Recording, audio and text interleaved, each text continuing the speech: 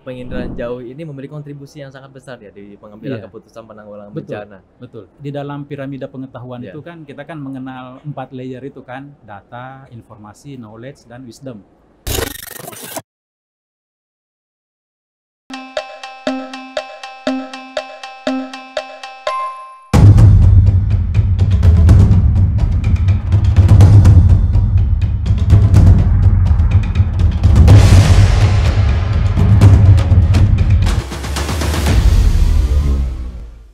Halo sahabat Tangguh, apa kabar? Kembali lagi kita akan berbincang bersama pegiat kebencanaan dalam podcast berisi bersinergi dalam teknologi dan inovasi pada edisi khusus Asia Disaster Management and Civil Protection Expo and Conference yang ketiga atau ADEXCO 2024 yang bersamaan dengan Global Forum for Sustainable Resilience yang kedua.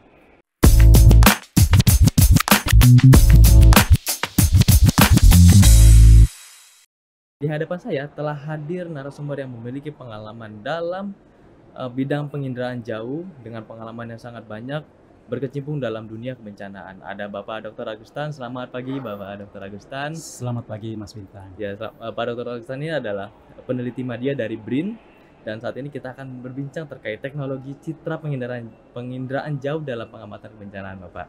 Itu. Lalu terkait penginderaan jauh nih, Pak. Apa yang dimaksud dengan penginderaan jauh dan bagaimana teknologi ini digunakan dalam pengamatan kebencanaan? Oke, Mas Bintang. Selamat pagi, selamat menjelang siang ya, sahabat Tangguh dan pemirsa sekalian. Terkait penginderaan jauh, apa itu penginderaan jauh? Yaitu suatu metode atau teknologi bagaimana kita mendapatkan suatu informasi di permukaan bumi tanpa kita harus mendatangi lokasi tersebut. Jadi tujuan utamanya cuma ada dua, bagaimana kita mengenali dan membedakan objek atau fenomena. Nah, kebencanaan ini kan termasuk bisa dikategorikan sebagai objek dan fenomena. Nah, itu kita bisa pantau dari jarak jauh. Biasanya sih dengan menggunakan berbasis drone atau pesawat ataupun satelit.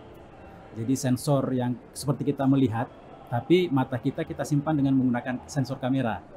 Jadi kita coba melihat dari jarak jauh, misal ada kejadian suatu bencana di mana, nah itu kita mungkin bisa pantau dari jarak secara jauh. Jadi penginderaan jauh itu kita melihat objek dan fenomena ya Pak dari Iya. jarak jauh menggunakan alat-alat baik itu drone hingga ke satelit itu ya Pak. Iya, itu wahananya. Wahananya. Nah, wahana ini membawa sensor. Oh, sensor. Sensornya itu Oh, pengganti sensor mata itu. kita. Oke, Nah, baik Pak. Nah, kira-kira jenis citra apa saja sih Pak yang biasa digunakan dalam penginderaan jauh untuk pemantauan kebencanaan Pak? Ya, jadi untuk penginderaan jauh itu biasanya kita sensornya itu terbagi dua. Ada yang sensor kamera optik, ada yang sensor radar. Nah, produknya itu ada dua itu, foto ataupun citra radar.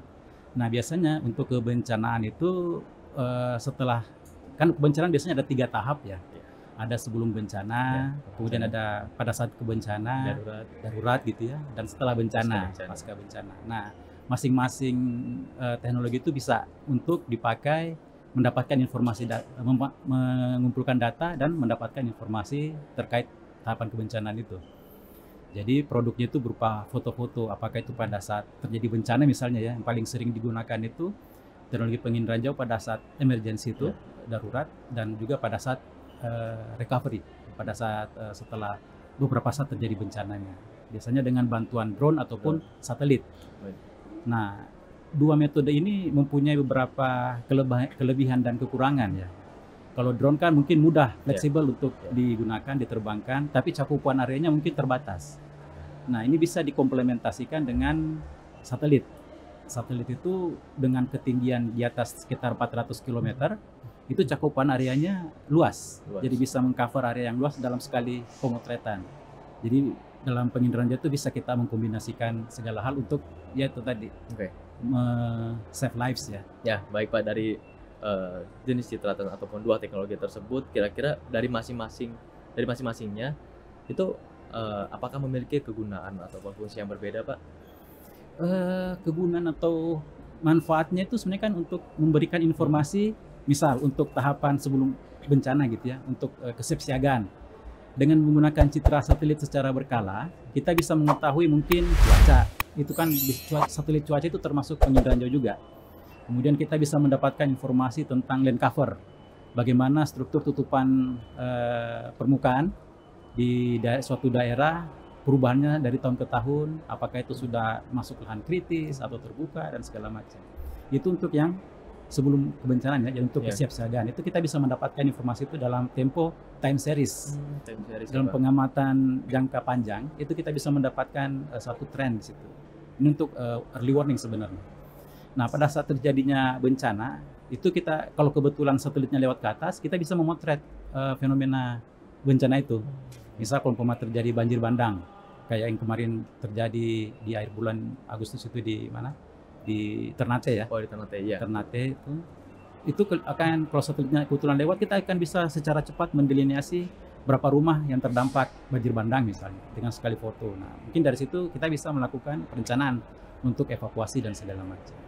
Nah, selanjutnya setelah pasca bencana, tahap-tahapan apa yang bisa dilakukan itu bisa sebagai tambahan data dan informasi ya, untuk melakukan itu. Oke, baik Pak. Jadi penginderaan jauh ini memiliki fungsi apa dari masing-masing tahapan bencana tadi ya, dari pra bencana, saat darurat hingga ke pasca bencana dengan masing-masing tahapannya seperti dan masing-masing caranya seperti Pak. Dan kira-kira bagaimana sih Pak proses pengumpulan data yang dilakukan menggunakan teknologi penginderaan jauh ini, dan kira-kira apa saja alat dan satelit yang biasa digunakan pada proses penggunaan data ini?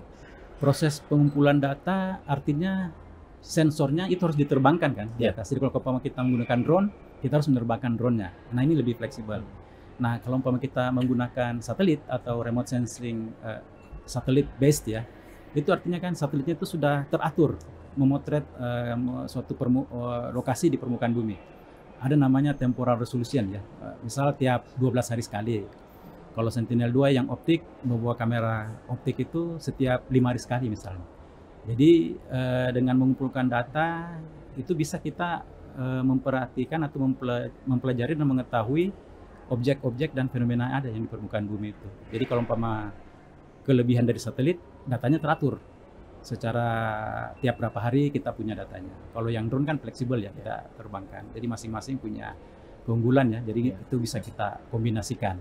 Nah, satelit-satelit yang ada saat ini yang sering digunakan, yang free itu misalnya Landsat, satelit Landsat ya, kemudian ada satelit Sentinel.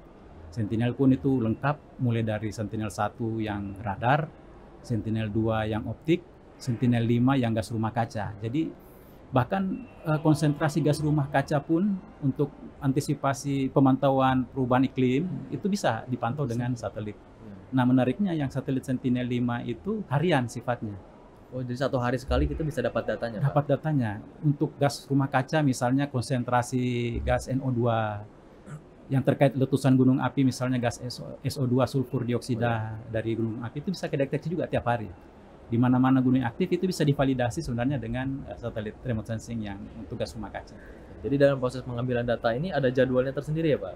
Iya, itu yang kita kenal dengan orbit temporal resolution. Jadwalnya kapan? Kalau drone kan bebas kita kan bisa. Kalau satelit kan bukan punya kita ya, jadi kita harus menunggu kapan dia ini. Nah, itu yang kita kenal tiap berapa hari sekali jadwal itu akan memotret lokasi yang sama. Jadi misal Sentinel optik yang 2 itu tiap 5 hari sekali dia akan memotret lokasi yang sama. Jadi kalau yang Sentinel-5 tadi yang untuk pemantauan gas rumah kaca itu harian.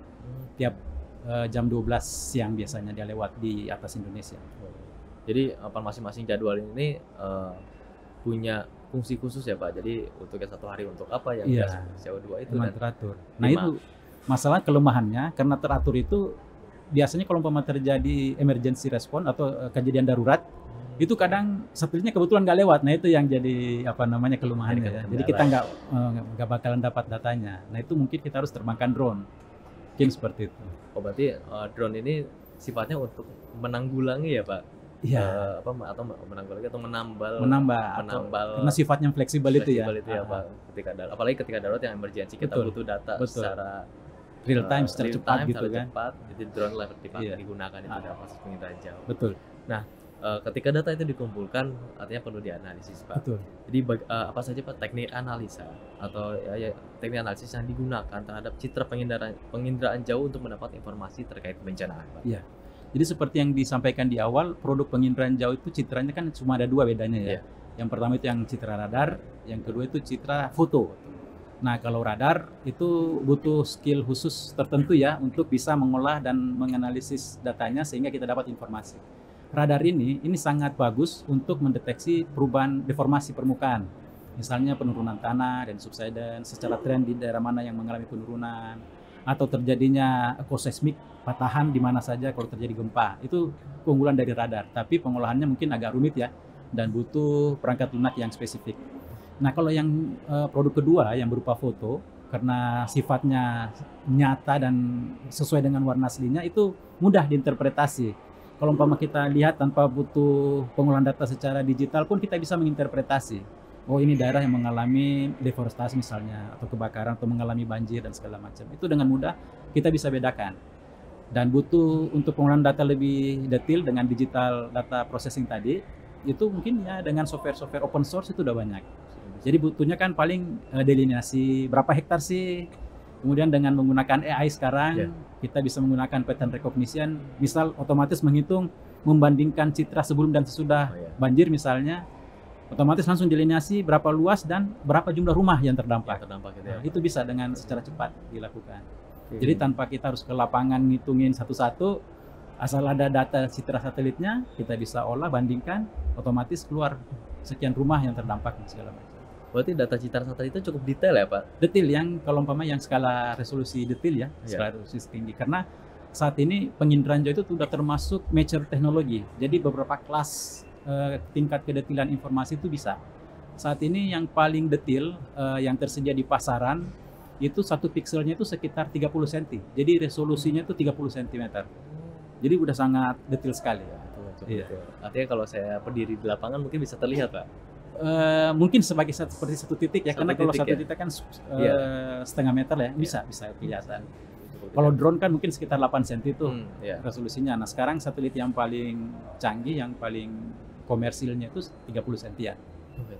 Itu luar biasa sih, teknologi sudah sangat maju ya Pak? Sangat maju dan mature ya, dan mature ya, betul. Sekarang satelitnya tuh negara-negara penyedia satelit berlomba-lomba untuk nge-launch ke orbit, banyak sekali. Jadi yang emerging teknologi yang saat ini dari China sebenarnya ya, yang udah mulai menguasai pasar dan orbit di atas itu.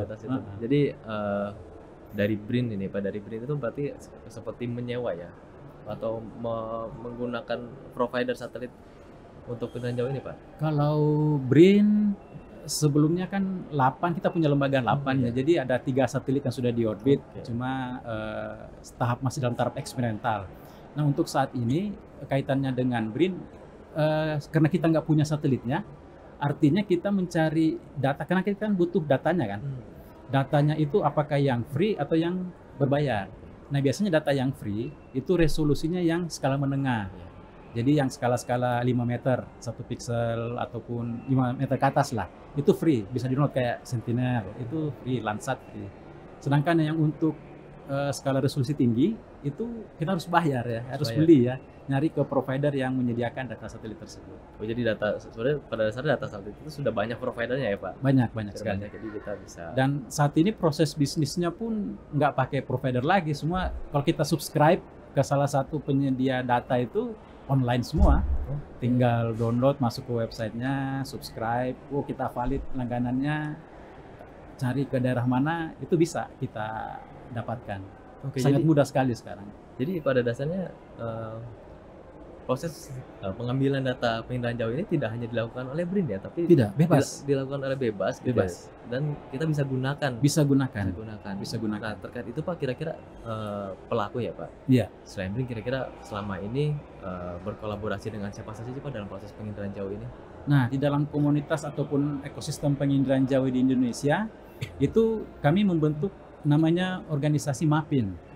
Nah, MAPIN itu namanya Masyarakat Ahli Penginderaan Jauh Indonesia. Itu udah sejak Desember tahun 1990. Nah, keanggotaannya itu mulai dari peneliti, periset, atau mahasiswa, student, dosen dari universitas, kemudian juga para penggiat di dunia usaha.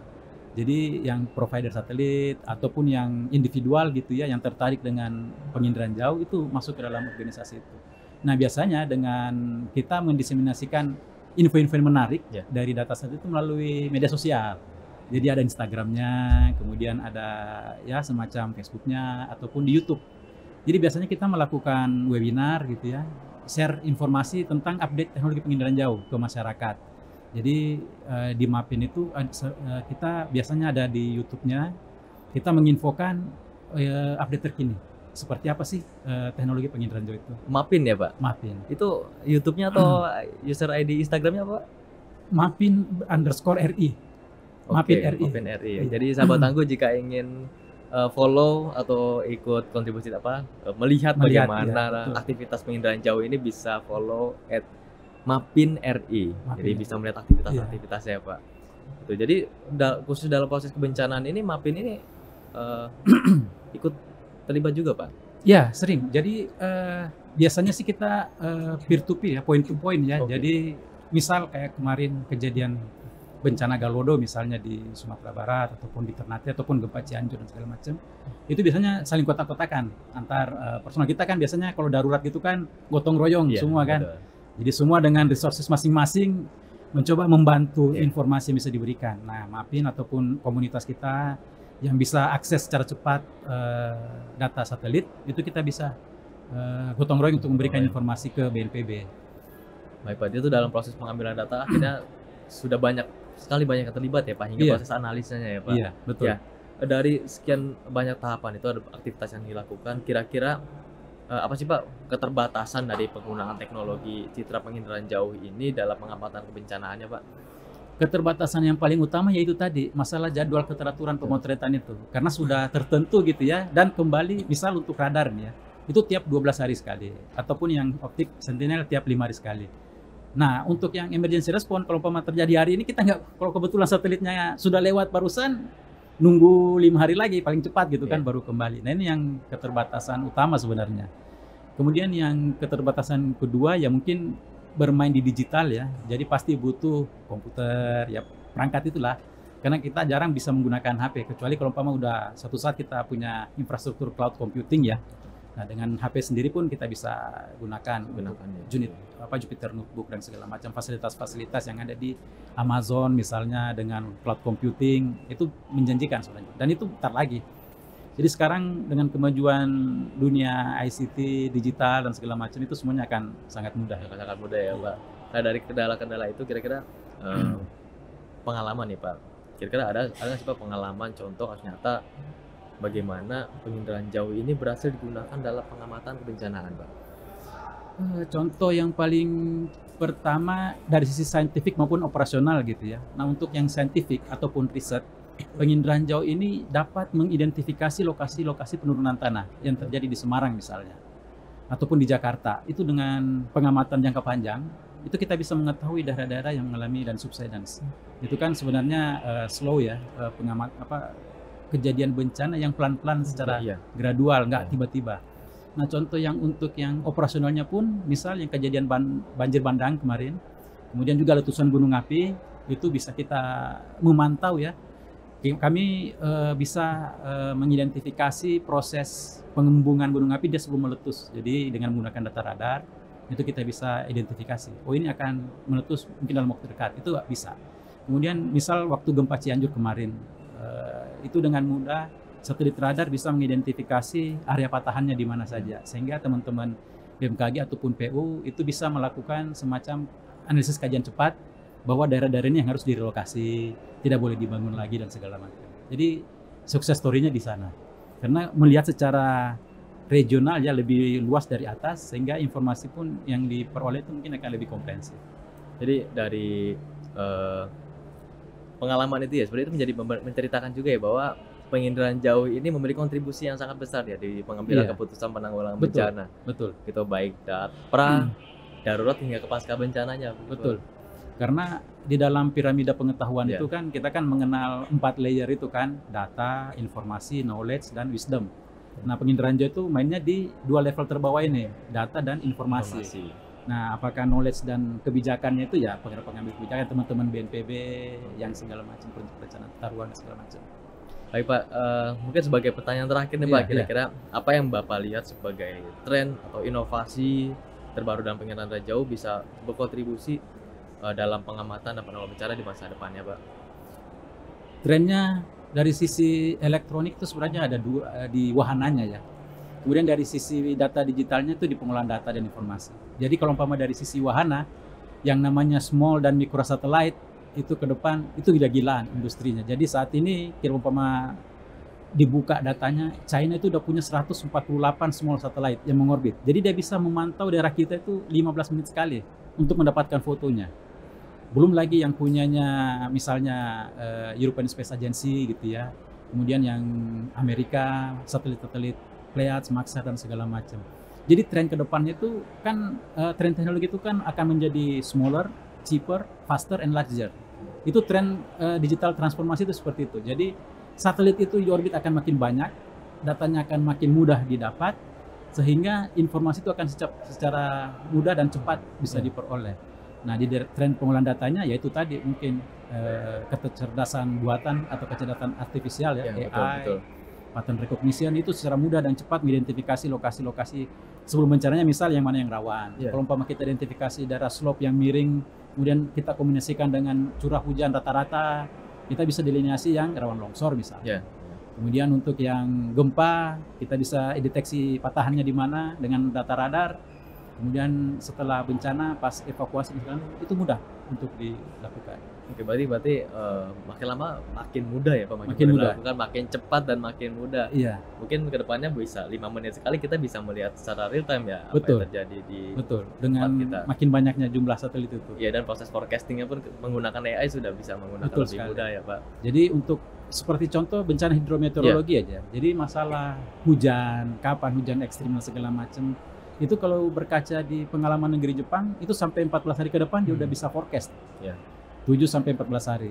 Nah, kita kemungkinan peluangnya untuk negara kita kan luas ya, jadi butuh itu, sehingga informasi ataupun pengolahan data untuk prediksi itu sebenarnya dibutuhkan. Ya, itu menjadi kesana. Ya, menjadi masukan juga dalam proses nanti peringatan dini kita akan lebih mudah ke masyarakat. Betul. Dan proses forecasting itu sehingga masyarakat kita banyak yang bisa terselamatkan baik itu harta bendanya hingga ke jiwanya. Betul, karena umpama kita lihat bencana Indonesia kan setelah dikategorikan bencana hidrometeorologi yang paling banyak merugikan harta, bencana geologi yang paling banyak merugikan jiwa ya. Betul. Sekali kejadian gempa berapa yang meninggal gitu. Nah, itu yang mungkin bisa diantisipasi dengan berbagai macam teknologi, salah satunya dengan penginderaan jauh. Salah satunya dengan teknologi ini ya Pak. Oke, baik Pak Agustan. Terima kasih banyak Pak atas diskusinya yang sangat luar biasa terkait teknologi penginderaan jauh dalam penanggulangan bencana. Dan sahabat tangguh, tadi kita sudah berbincang dengan narasumber dan ada Pak Agustan dari BRIN, yang ternyata bahwa teknologi penginderaan jauh ini itu sangat besar kontribusinya dan sangat cepat pengembangannya terhadap penanggulangan bencana. Dan tetap stay tune di YouTube dan media sosial BNPB karena update bencana jangan tunggu menjadi korbannya. Dan ikuti acara Ardesco 2024 serta GFSR yang kedua karena sahabat tangguh akan melihat produk-produk bencana yang sangat menarik. Dan sampai bertemu di sesi berikutnya, sampai jumpa.